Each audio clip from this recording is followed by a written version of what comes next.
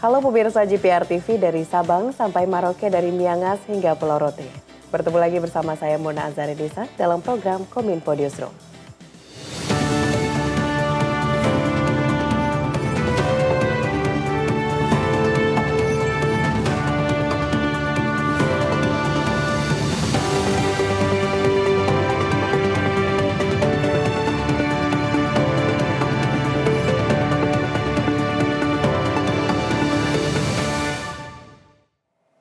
Pemirsa, kita ke informasi pertama. Percepatan revisi Undang-Undang tentang narkotika bisa menjadi jawaban atas permasalahan kelebihan kapasitas di dalam lembaga permasyarakatan. Hal ini ditegaskan oleh Menteri Hukum dan Hak Asasi Manusia, Yasona Lawli, dalam rapat kerja bersama Komisi 3 DPR RI di Jakarta. Kementerian Hukum dan Hak Asasi Manusia mendorong rencana pembahasan revisi Undang-Undang tentang narkotika dan psikotropika dalam rapat kerja bersama anggota Komisi 3 DPR RI. Menkumham mengatakan revisi Undang-Undang narkotika bisa menjadi solusi dari kapasitas lapas yang semakin terbatas dan pemberantasan narkoba yang lebih efektif. Narapidana narkoba disebut Menkumham menjadi yang paling banyak mendekam di dalam lapas. Jumlahnya bahkan mencapai 50% dari lapas. Sesak napas dalam lapas dinilai Menkumham harus cepat ditangani dan perlu kerjasama beberapa pihak menangani persoalan tersebut. Revisi Undang-Undang Narkotika akan mengarahkan pemakai narkoba untuk direhabilitasi sehingga mengurangi jumlah narapidana dalam lapas. Lapas di Indonesia telah mengalami kelebihan kapasitas 89%, di mana kapasitas hunian lapas berjumlah 140.000, namun total penghuninya berjumlah 265.000 orang. Sekarang di tangan teman-teman, kalau bisa kita selesaikan ini bisa menjadi legacy antara pemerintah dan Komisi 3 DPR. Selalu yang disampaikan oleh teman-teman, oleh Komisi 3, overkapasitas karena narkotika, penanganan narkotika, dan lain-lain. Saya kira paradigma baru yang mau kita ambil dalam revisi Undang-Undang Narkotika ini menjadi amat penting. Kalau ini lagi kita carry over Pak Ketua, seperti kita ketahui bahwa, mohon maaf, nanti akan ada anggota-anggota DPR yang baru, anggota Komisi 3 yang baru, yang harus kita ulangi lagi pembahasannya nanti. Mundur, banyak energi yang tersita. Kementerian Koordinator Bidang Kemaritiman dan Investasi optimis nilai ekspor nikel Indonesia pada tahun 2030 dapat tumbuh hingga menyentuh angka 70 miliar dolar atau setara dengan 1.140 triliun rupiah. Proyeksi nilai tersebut merupakan dampak dari hilirisasi. Nilainya akan lebih besar saat Indonesia mampu memproduksi prekursor katoda.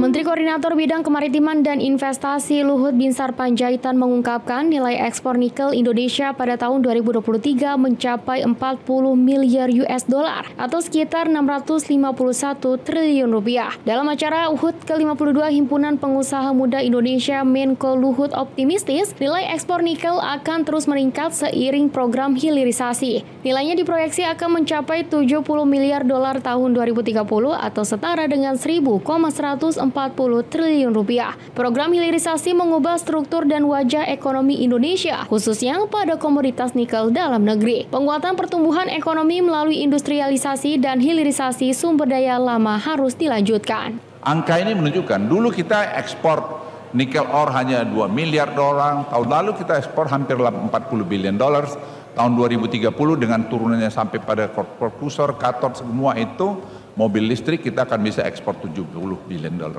Di mana Anda dapat seperti itu? Kita belum bicara tadi mengenai siwit. Siwit ini jadi kita negara terbesar di dunia sampai seperti nikel. Pemirsa, pada Agustus 2024, Ibu Kota Nusantara akan mulai dihuni oleh aparatur sipil negara, termasuk kepolisian. Wakil Kapolri Komjen Pol Agus Andrianto dalam rapat kerja dengan Komisi 3 DPR menyatakan kepolisian siap para personilnya ke kawasan inti pusat pemerintahan di IKN.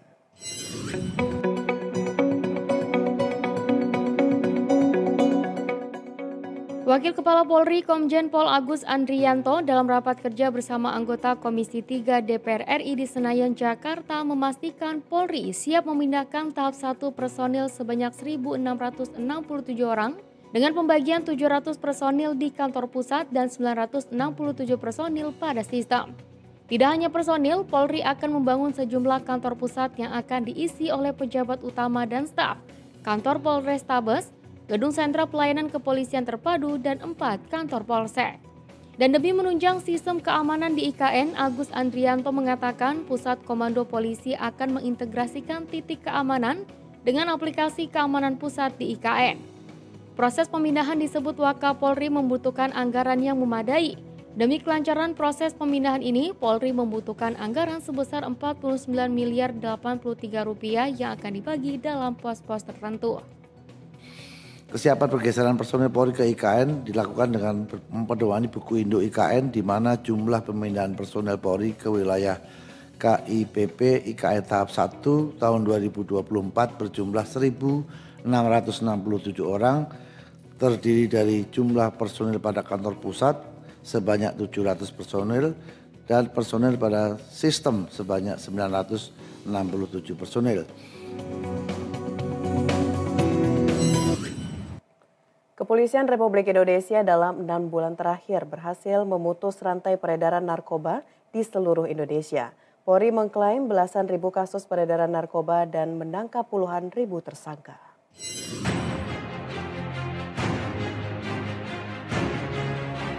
Wakapolri Komjen Agus Andrianto dalam rapat kerja dengan Komisi 3 DPR di Kompleks Parlemen Senayan mengatakan Januari hingga Juli dalam 6 bulan Kepolisian Republik Indonesia berhasil memutus belasan ribu kasus narkoba di seluruh Indonesia dengan penindakan kepada tersangka mencapai puluhan ribu orang. Bareskrim Polri dalam 6 bulan terakhir menyita bukti narkoba dalam jumlah besar yakni 2 juta gram sabu, 1 juta gram ganja, 2 juta gram pil ekstasi. Sitaan narkoba tersebut telah menyelamatkan nyawa jutaan orang Indonesia sejak awal 2024 hingga saat ini. Sampai dengan saat ini Polri berkomitmen dalam pemberantasan peredaran narkotika terkait dengan alokasi anggaran narkoba 2024 sebesar 567,4 miliar, kemudian usulan tambahan sebesar 524,5 miliar diharapkan nanti akan menjadi 1T. Dalam rangka memperkuat tugas Polri di wilayah perairan, telah dilakukan pengalokasian anggaran dalam bentuk pengadaan kapal patroli melalui pinjaman dalam negeri. Ada beberapa pengungkapan narkotika sepanjang tahun 2024 yang menyita perhatian publik yang telah mampu diungkap oleh Bareskrim Polri, diantaranya pengungkapan tindak pidana narkotika jenis sabu 10 kg dikemas dalam sebuah kaleng susu merek FNN. Pengungkapan clandestine lab dan pengungkapan DPO kasus clandestine lab Sunter di Bali, kemudian pengungkapan home industri narkotika jenis sabu di Batam. Sepanjang tahun 2023 dan 2024, Bareskrim Polri telah melakukan pengungkapan tindak pidana narkoba dan menyelamatkan kerugian negara. Pemirsa, usai jeda pariwara, kami akan kembali dengan informasi lainnya. Tetaplah bersama Kominfo Newsroom.